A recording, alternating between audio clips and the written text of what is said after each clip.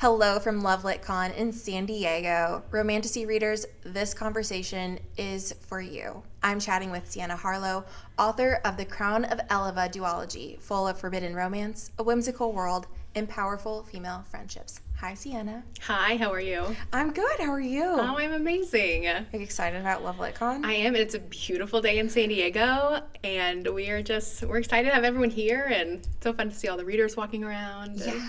I've heard it's bustling out there. Yes, it is quite busy out there. So. Okay. And is it actually beautiful out? Because I haven't, the Oh, last it's time I was stunning. outside, it was dark. And I haven't seen the light of day since. Well, after this, you'll have to go out. It is a crystal clear blue skies, nice breeze from the ocean. Very San Diego. It is a perfect San Diego day, so I hope you get to enjoy it. I love it. Oh, I can't wait.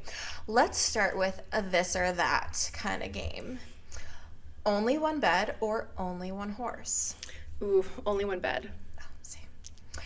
Midnight reading with a nightcap or morning reading with coffee or tea? Oh, nightcap, absolutely. Yes.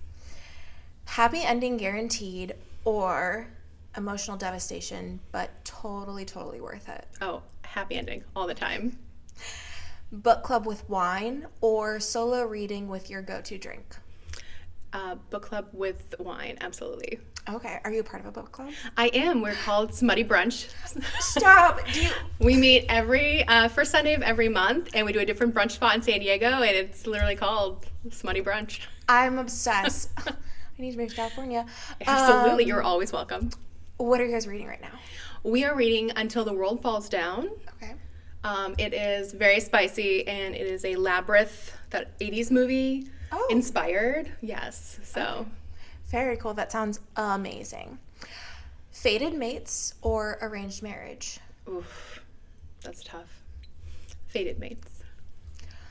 Morally gray MMC or golden retriever energy? Golden retriever. All day Really? long. Yes, absolutely. Okay, you're the first person today to even venture. Wow. Secret identity or forbidden love? Ooh, forbidden love. Yes. Okay, let's get right to it because I've been dying to hear more from you. The CROWN of ELLOVA series is a completed duology, which we all love. That's been talked about multiple times on this podcast. Starting with CROWN of ELLOVA. Am I still saying that correctly? You are. CROWN of ELLOVA. Yep. And then Captive Queen. So I don't want to spoil anything, and I know that's hard, but can you start by just giving us your elevator speech on the story? Yeah, so CROWN of ELLOVA is about a fae jewelry maker who sneaks into the mortal realm to sell her magically made jewelry, and there she sort of falls for the king's mortal healer. So she's the fae, she's 133. Leon is our love interest. He's 37. I love the reverse because we never get the older women. It's always the man who's 500 years old. Yeah, so he's the mortal. She's lying about her identity, and so when she gets this all-powerful crown stuck on her head that can only be removed in death and that her ancestor actually forged, she has to take him back to the Fae realm to deal with her problems and meet her friends and be in her realm. So, yeah. Oh my God. Quite the conundrum. Quite the conundrum. And of course, mortals are forbidden in the Fae realm, so you have that forbidden romance. He is allowed to stay because the heir to the throne is her best friend, so she allows it. You know, girls supporting girls. And lots of forced proximity because he is not allowed out of her sight. So, okay. Yeah. If you were to pair a beverage with this story, what would you say is the best sip?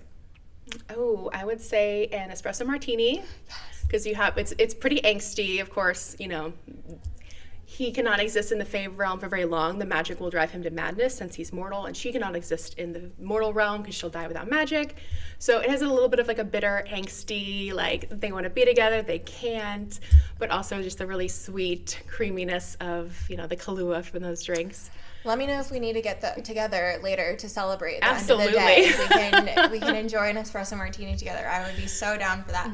On a spice level rating system of, let's say, 1 to 5 chili peppers, what is this? The first book is maybe a 2. There are 2 open door graphically described scenes, but the grand finale is in book 2, and I would say that's more of a 3 or a 4. As far as romantasy spice rating goes, which I get is a bit subjective, but I'm always just so curious. What was the inspiration behind this world and this story?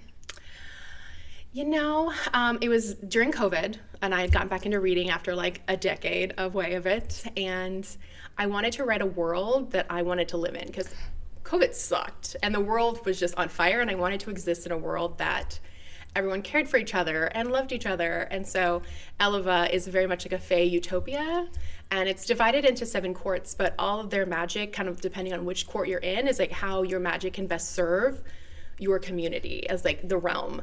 So yeah, I just wanted That's romance and friendship and love and all the things that, weren't accessible in my little apartment for 6 months. so lonely. Oh, yeah, so lonely and just such a dark time. So when did you first put pen to paper? In 2020, and it was just very much like I have a scene in my head. Like, Leon and Isabella, the main characters, they started yapping and they just would not shut up until I wrote their story down. And then I took it very seriously in 2021. That I was like, okay, actually, we're gonna write this. We're gonna do this thing. Very cool. So with all of that, like, where did the world building process really begin once you were getting serious, and how did you go about that, especially with a fae realm and like deciding, okay, there are 7 courts and here's what the magic looks like? What was your process? I was just growing up being like a huge like fantasy reader. It was always just I wanted like the most whimsical world that I could create. Yeah, there's a lot of asking, like, what does this look like? Where do they get their magic? What does their magic look like? What does this society look like? And how is it going to be different from the mortal realm, which is terrible in the book? They're being oppressed by a very evil king, and the crown is sucking the magic out of the mortal realm, and so it's affecting their livestock, their crops. And then you have Ellova, which is full of magic, and so kind of showing the difference between the mortal realm and then the fae realm. I love like the juxtaposition with all of that.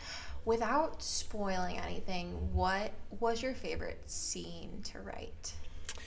Oh, I love all the spicy scenes. They're very fun to write. But I think a lot of it, Isabella's best friend is Nuina, and like I said, she's about to become heir to the fae throne, and they just have some really sweet friendship moments. And because this is, Isabella's story and you're in Isabella's world, she has a bunch of like really amazing friendships, both male and female.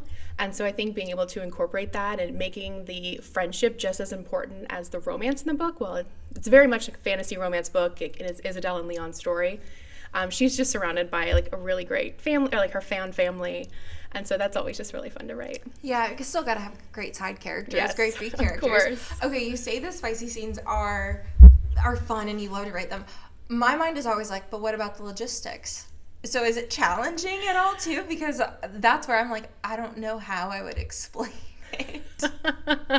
To break out the Barbies, Yeah, I'm like, okay, so if you do this and you do here, then your arm is gonna go here and your leg will do that. It helps having like a very vivid imagination when writing anything of like what the world or the scene looks like, what the ballroom looks like. So I kind of just like have a vision in my head, and I kind of just write it down, whether it's spicy or non-spicy. No, that's great. I definitely think if you can visualize it, that's a big help. And you have to keep track of where hands are. That's the important thing. Where are the hands? I was saying this earlier. I almost equate like any sort of spicy or even just like intimate scenes to like battle scenes too. Yes. Where it's you're like a choreography. Yes. Yes. You have absolutely. to know little action figures to help you figure out where everybody's going to be. Those are super important.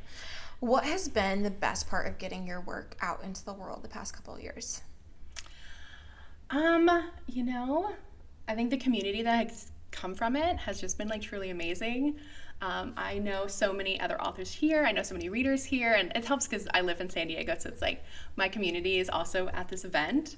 But meeting people, especially people like around the world that I never would have met. One of my best friends lives in St. Louis. One of my best friends lives in Canada. So places that like I would have never visited. I would have never met them without this book. Yeah, I think that about the bookish community in a lot too. Like even, so I don't know a lot of people here, but I'm meeting I'm meeting one person where like we've only ever talked virtually, but now we're both here and get to meet in person for the same time. And like other authors that I'm like, oh, you've been on the podcast before, but now I get to meet you in person. And even to this show, all 4 of us live in 4 different states, and we've talked with people all over the world. And I think that's so cool about the bookish space. Yeah, how'd you guys all meet? Oh, that is a long story. The easiest one is Megan. Megan and I started this podcast together. This is our 4th season, so a few years ago.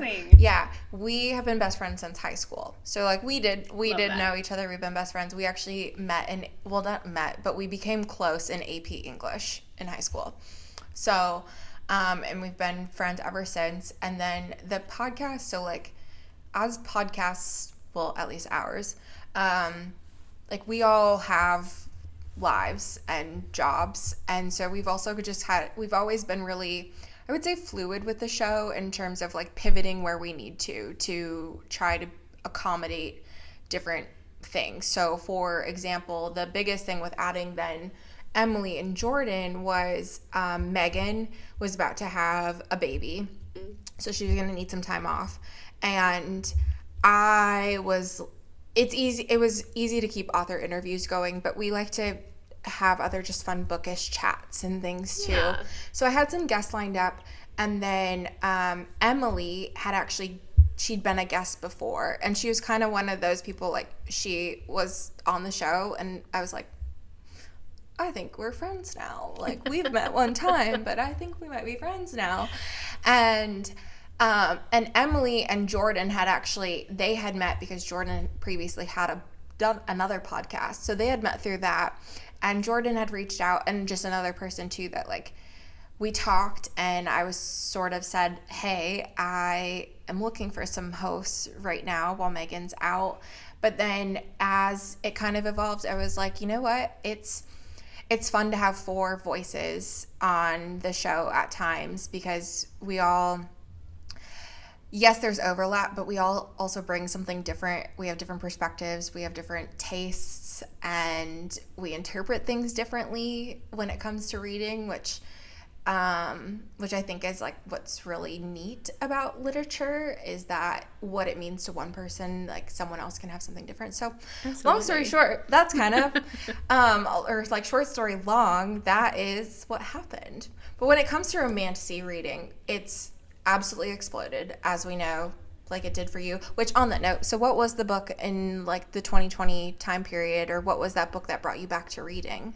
It was called Girl of Fire and Thorns by Ray Carson. Okay. And it had been written like a couple years previously, and when COVID was kind of at that first month, I couldn't draw, I couldn't watch TV, I couldn't watch movies. Like it was just like, it was cry and scroll on Twitter, like, and sleep.